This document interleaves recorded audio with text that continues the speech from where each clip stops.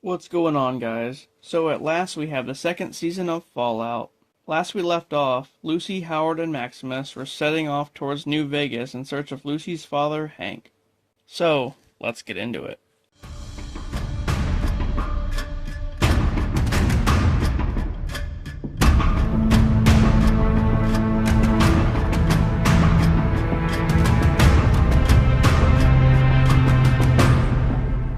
Episode 1 starts off with people rioting and beating the hell out of a Mr. Handy robot in the streets. In a bar, a couple of construction guys are against the owner of Robco, Robert House, whose new invention is taking over the jobs from the workers. Then, they run into a guy inside the bar who's for House's ideals and inventions. This guy turns out to be the actual Robert House.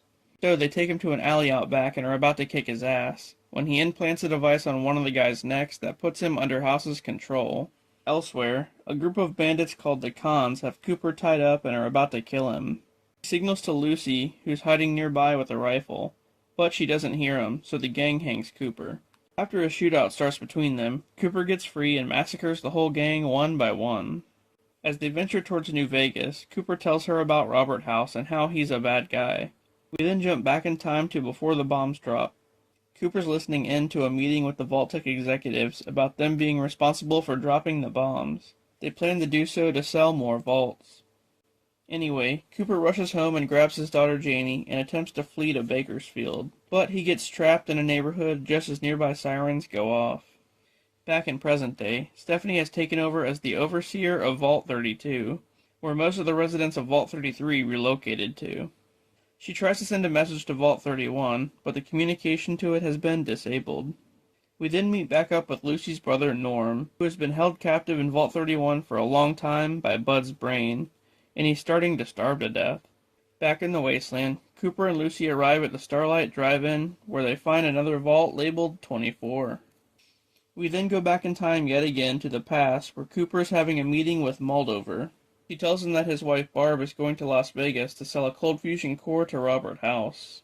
He plans to use the cold fusion to launch the bombs. Moldover wants Cooper to go to Vegas and prevent his wife from meeting with House.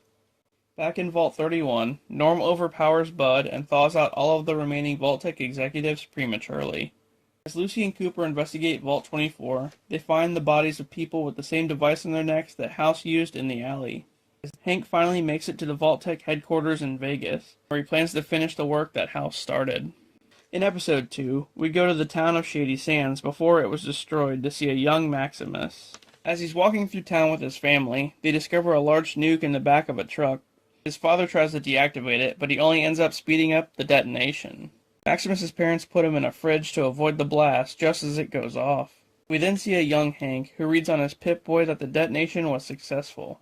As we learned in the previous season, he was the one who orchestrated the blast. After that, we go to modern day, where Maximus, who is now a knight in the Brotherhood, and another guy are in power armor and are mowing down a bunch of ghouls. Meanwhile, Lucy and Cooper find a rundown hospital, where they can hear a woman screaming for help. Despite Cooper not wanting to help her, they go in and find a couple people who are injured, one of which seems to be bitten by something. All of a sudden, Lucy and Cooper get ambushed by rad scorpions. A huge one shows up and Cooper blows it up with a grenade.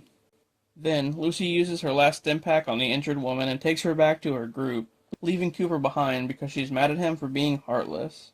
Back in Vault 31, the Vault-Tec executives thaw out and are confused as to why they're all woken up at once, with the original plan being they all get thawed periodically to take control over a different vault. With Norm having destroyed Bud's brain, he tells him that Bud is dead and that it's now Reclamation Day, so they all start panicking. Meanwhile, Hank has been experimenting with various mice to try and regulate House's mind control device, but the mice just keep exploding instead. At the Brotherhood's headquarters, a bunch of elders are having a meeting about a new direction the Brotherhood is heading in, and none of them see eye to eye at all. One of the elders is the guy who played Shao Kahn in Mortal Kombat. Anyway, each of the elders represents a different part of the area, and they mention that the elder for the Commonwealth never showed up.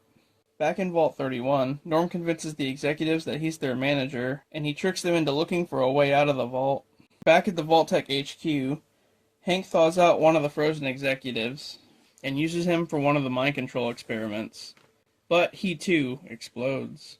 Norm and the executives find an air vent and make it out of Vault 31. Then, at the Brotherhood's headquarters, as the elders celebrate finally unifying their plan, Maximus gets challenged to a fight by a huge guy, Fight Club style. Just after Maximus kills him, the Commonwealth Elder shows up unannounced.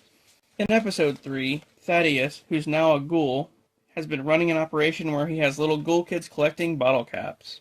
And he's gaslighting them into thinking it's a good gig, and has them all say the slogan, "Most kids are dead by this age." Elsewhere in the wasteland, the girl that Lucy rescued ends up being part of a raider group called the Legion, and Lucy gets captured and taken to their hideout. Once there, the leader of their group kills the girl for whatever reason, and then he reveals himself to be Macaulay Culkin. Then, back in the past, as Barb packs for their stay in the vault, Cooper goes to meet with his friend Charlie at an event to tell him that Moldover wants him to spy on Robert House. Coincidentally, when he goes into the bathroom, House is standing there. Meanwhile, at the Brotherhood's headquarters, a meeting of the elders ends poorly now that the Commonwealth Elder, Xander, has been thrown into the mix. Maximus mentions that he can just kill Xander to fix the problem, but his elder tells him not to because it will start a war between all of them. As that's going on, Cooper runs into Victor Securitron, a security bot working for House, and then he asks him where he is. But Victor tells him that he left a long time ago.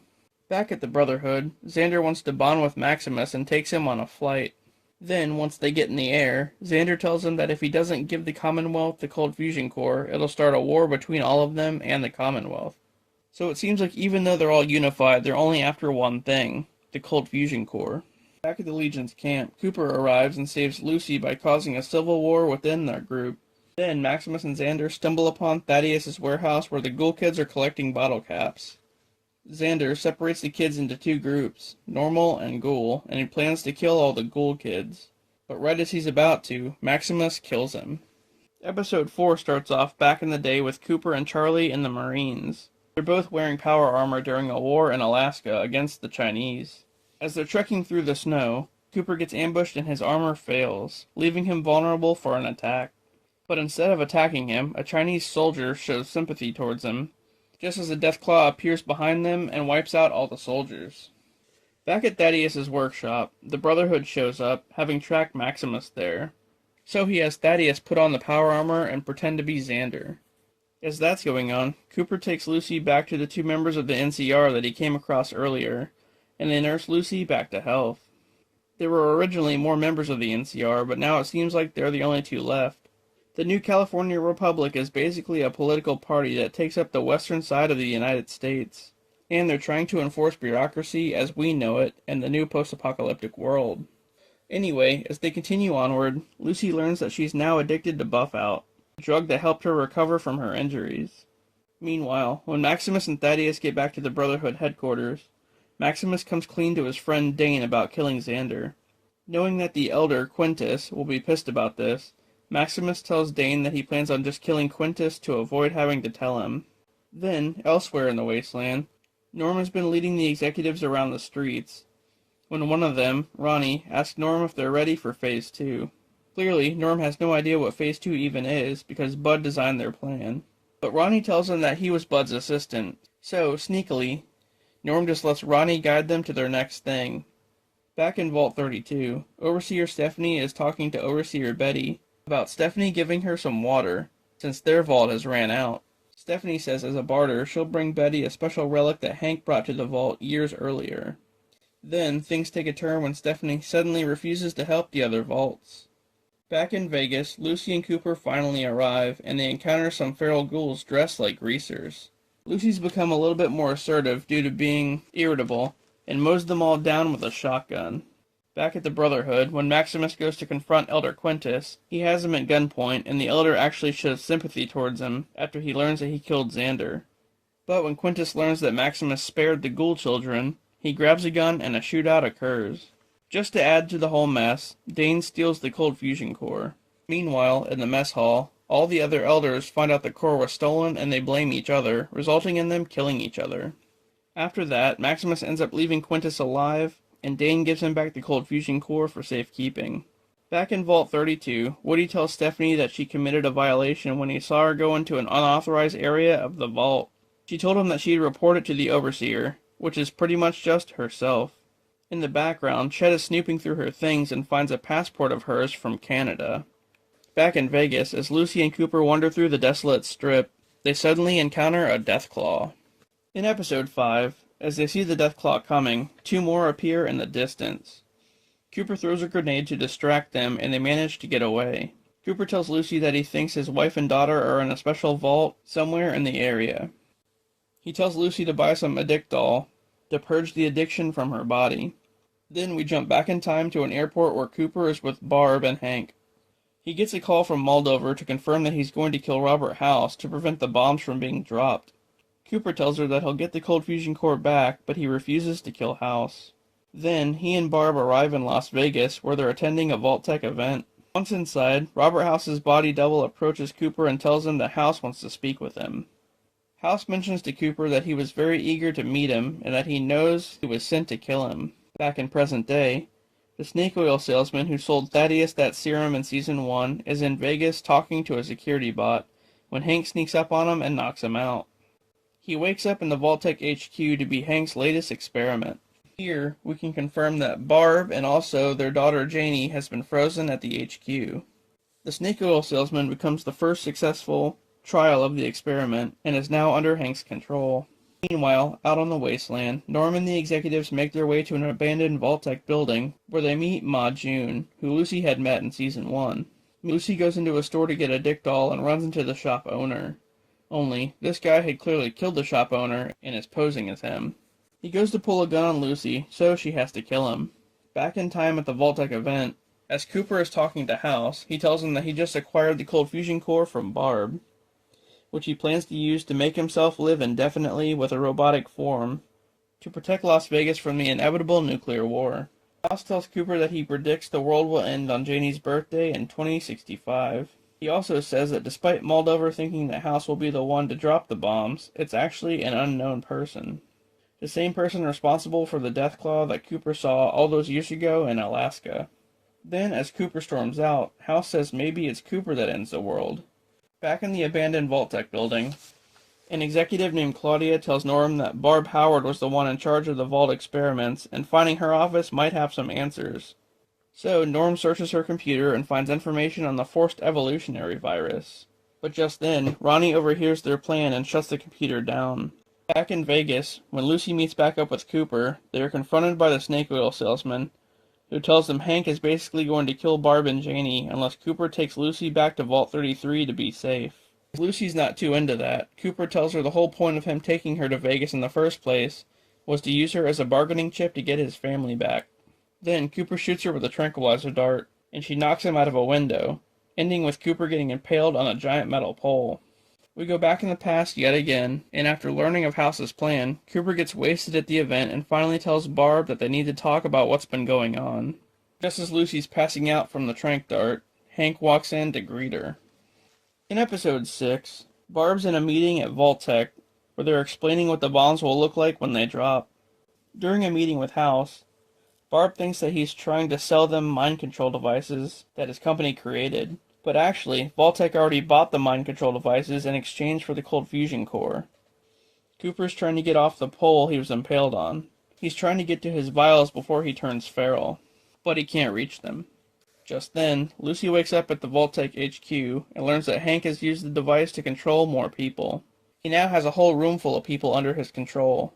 Lucy finds Hank and tries to capture him and take him back to Vault 33 to face justice. Somewhere across the wasteland, Maximus and Thaddeus are camping out, and Thaddeus keeps trying to talk him into selling the cold fusion core to make them rich. As that's going on, some sort of creature frees Cooper from the pole and drags him to an abandoned church.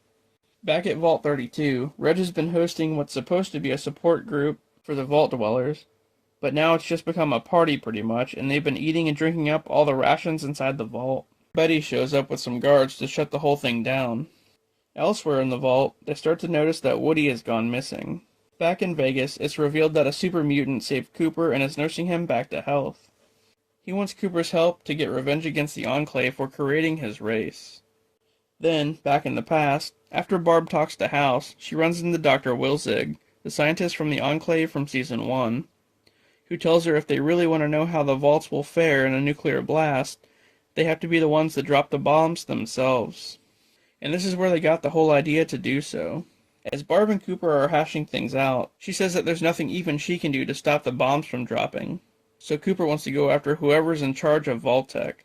At the HQ, as Lucy's guiding Hank around, they come across workers that Hank has been controlling. Lucy tries to free them, but not one of them wants to leave.